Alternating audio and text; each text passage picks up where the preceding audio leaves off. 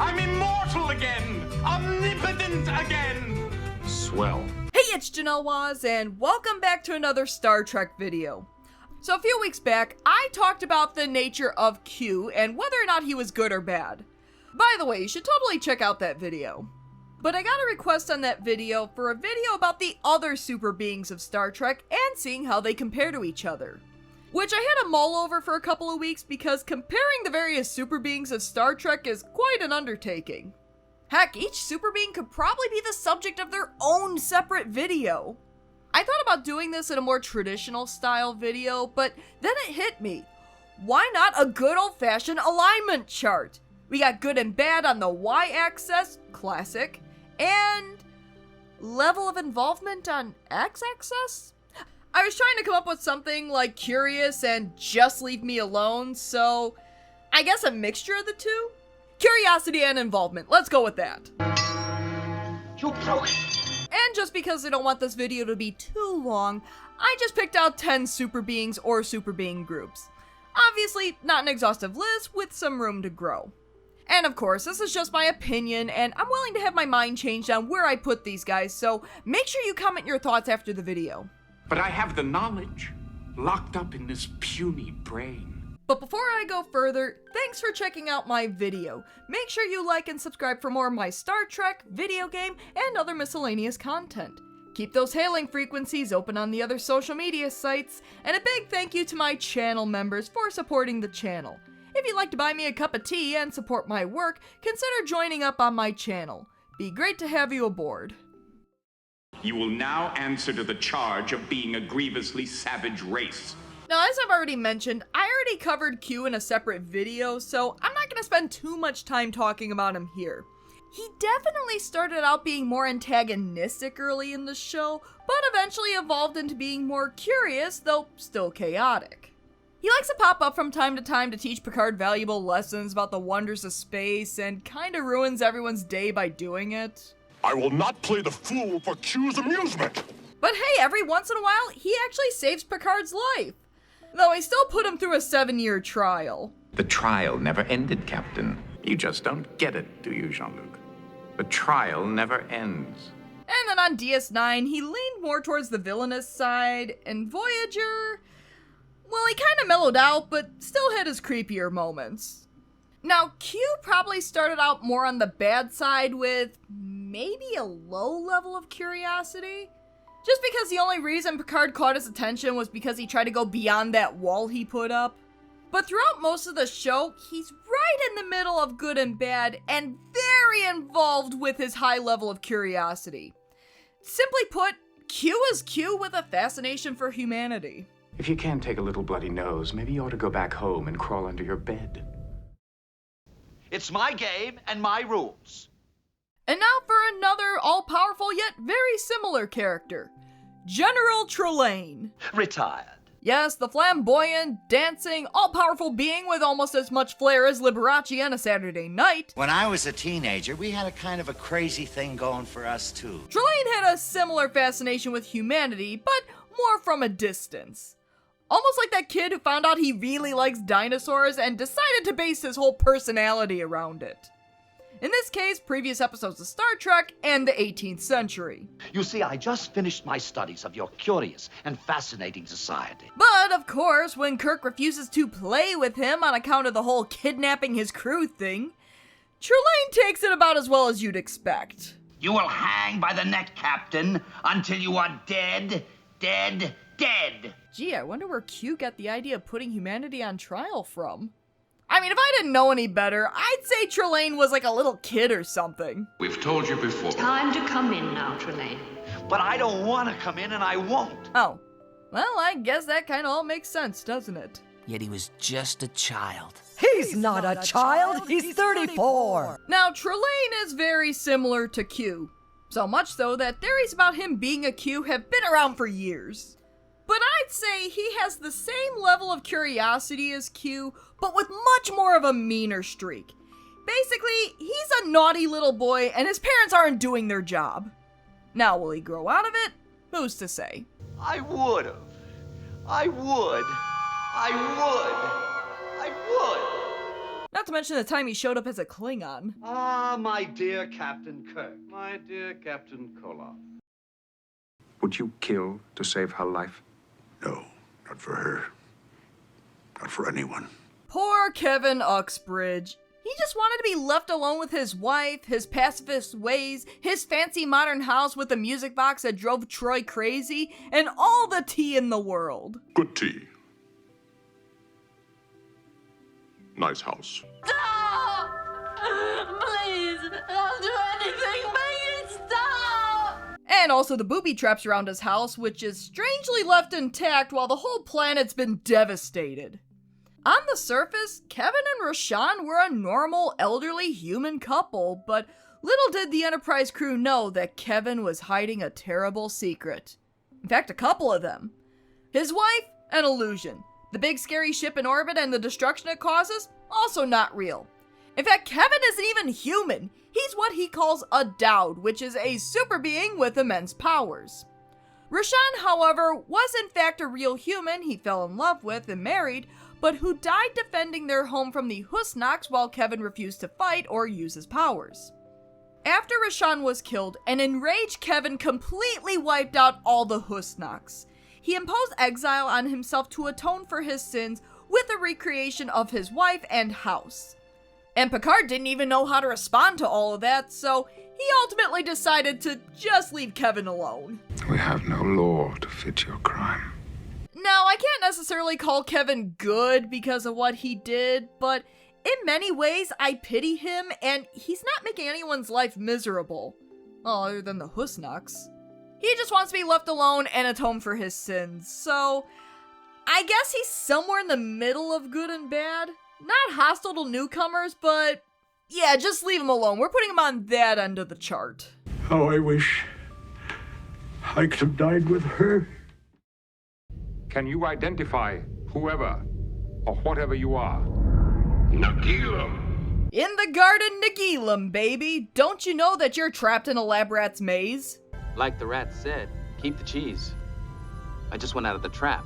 Yeah, talk about falling into a hole in space, subject to the whims of a giant face that can kill you in an instant, send illusions to Picard, and inspire a very strange corner of Star Trek fan fiction. Please demonstrate how this is accomplished. Not likely. But don't worry, he just wants to learn about everybody. And then he has the nerve to say that humans are too hostile for his taste. As species, we have no common ground. You're too aggressive. Well, you did kidnap an entire starship for an experiment. And if you thought that was hostile, imagine if you captured the Defiant. You should have thought about that before you attacked a Federation starship. Nagilum is definitely bad. He completely lacks morals and doesn't care who gets killed for his research. Heck, I'd even say he's worse than Q, even worse than Trelane.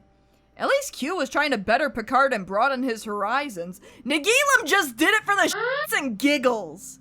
He's definitely a curious fellow though, so go sit in the corner, Nagilum, and think about what you just did. I have learned all I needed to know. We find interference in other people's affairs most disgusting. Ah yes, the other space hippies. You know, the ones that grew old, got jobs, and got married, but never fully threw off that hippie spirit. You'll probably find them teaching classes about holistic gardening at your local community college. But in Errand of Mercy, they're hanging out on a planet with names like Aelborn, which I swear probably came out of a Renaissance fair. They also just wanted to be left alone, but since Kirk insisted on protecting all of them and got into a shouting match with Core, the Organians forced them to sign a peace treaty. Because it turns out that your hippie uncle is actually a super being who evolved beyond the need of physical bodies or weapons. The Organians are pretty alright, not gonna lie. They're not causing anyone harm, so I'll classify them as pretty solidly good. Now, they do want to be left alone, but they are willing to step into galactic politics by making the Federation and Klingons sign a peace treaty. That brings them a little closer to the center on that front. Also, they're heading to the Renaissance Fair this weekend. It is no trick, Commander. We have simply put an end to your war. You seem more like a boy. I am approximately 1,500 of your Earth years old. From your hippie grandpa to some sparkly people making Captain Kirk and the Gorn fight to the death. Granted, the Enterprise was trespassing in their space, but still. It's the Metrons. This is how you deal with trespassers? But after observing Kirk spare the life of the Gorn that would have surely killed him, recognizing that this was all one big misunderstanding, the Metrons conclude that humans indeed have the advanced trait known as mercy. No mercy. And yeah, we don't know a whole lot else about them. Now, the Metrons don't want you going into their space, especially bringing your into their space, but if you are gonna go in there, you're going in the back room to get roughed up a little bit. So I place them in the middle of the X-axis. They're willing to get involved, but also want to be left alone as well. However, they do seem to be on the good side. Sure, offering to destroy the Gorn was a little dark for such a sparkly being, not to mention the whole death battle thing, but they probably wouldn't have made that offer to Kirk if he didn't display mercy. They're alright, but you're better off not bothering them. Perhaps in several thousand years, your people and mine shall meet to reach an agreement. Stop those ships! We are of Bajor. But what of the Cisco? The prophets are of Bajor, but they don't want you going through the wormhole. But then Cisco introduces them to the concept of linear time and baseball. What's important is it's linear. But also they arranged his birth before they even met him, and they encouraged the Bajorans to create an entire religion around them and sent them some orbs. Confused yet? Yeah, they kind of go back and forth about how involved they want to be with linear beings. Hey, we need your help to protect Bajor. I don't know, that sounds an awful lot like cheating. Dude, you're already involved. Alright, fine. Now, the prophets are definitely on the good side of things, but their involvement is more ambiguous. They move from wanting to be left alone at the start of the show to straight up getting involved in the Dominion War. Or were they already involved when they arranged for Cisco's birth? Non-linear entities, am I right? I mean, they're probably on the same level of the Metrons, right? They mostly keep to themselves until someone disturbs them. The Cisco has returned to us. He arrives with questions. There are always questions. My children, long have I waited for this moment. And then there's Apollo. No, I'm not talking about Apollo Creed. Although, how cool would that have been? I'm talking about the Apollo. I am Apollo. And I am the Tsar of all the Russias. Apollo, the great god of light, music, and healing, with a big giant green hand that plucks starships out of the sky, and who likes to throw the Enterprise crew around and steal your girl until they all agree to stay and worship him. And then Kirk's like, nah, it's okay, we already have a god. Mankind has no need for gods. We find the one quite adequate. So Apollo flips out a little bit until his house is destroyed. I would have loved you as a father loves his children. I don't know. That is some shades of Ducat right there. I protected them in so many ways, cared for them as if they were my own children. After all, Ducat's a family man with multiple families. Now, Apollo is probably on the same level as Trelane on the good and bad scale. Fairly friendly at the start, but as soon as you don't want to play, all hell breaks loose. Now, I would say he's more on the curious side of things, though not to the extent of Q, Trelane, and Nagilum. Sure, he'll grab you out of the sky, but then he just wants you to hang out on his planet with him. And again, steal your girl. You seem wise for a woman. Oh, why have you come back? You don't have what I need. And speaking of grabbing ships, the Caretaker. When he's not taking care of the Ocampa and their modern chic underground complex or partaking in a little alien abduction to continue his line, he's sitting around playing a banjo in a rustic setting. I mean, he means well, except for the whole abduction part that usually leads to the abductee's death. But the idea was to protect the Ocampa, so maybe he's not entirely bad, but he's not very high up on the good side either. Now, for a guy looking for a suitable species to continue his line, he has to have a fairly high level of curiosity. I wouldn't call it Q-level curiosity, since Q was curious for the sake of curiosity, while the Caretaker was doing all this for the sake of the Ocampa. if it wasn't for that, he probably wouldn't have bothered with the Caretaker array to bring unsuspecting starships to the Delta Quadrant. We never asked to be involved, Tuvok. I have taken my form centuries ago, so that I may communicate with you. And while we're on the subject of unsuspecting starships, how about them Thasians? Sure, this giant floating head only appeared in the last couple of minutes of the original series episode Charlie X, but considering they let their snot-nosed human teenage son run amok while he smacked ladies on the bum, turned someone into a lizard without the assistance of Warp 10, and... oh, that's just nightmare fuel. But I mean, they're probably okay people, right? They even returned Kirk's crew that disappeared, so they tried to make things right. And to be fair, they didn't realize Charlie got away and was going berserk. They didn't even cave to Charlie begging to stay and wreak even more havoc. I'd say the Thasians are probably on the same level of good as our peace-loving Organians, only they really want to be left alone to discipline their kid on the level of Kevin Uxbridge. Heck, they probably wouldn't have even bothered anyone if Charlie wasn't going around smacking people on the ass. Just don't go around slapping girls on the...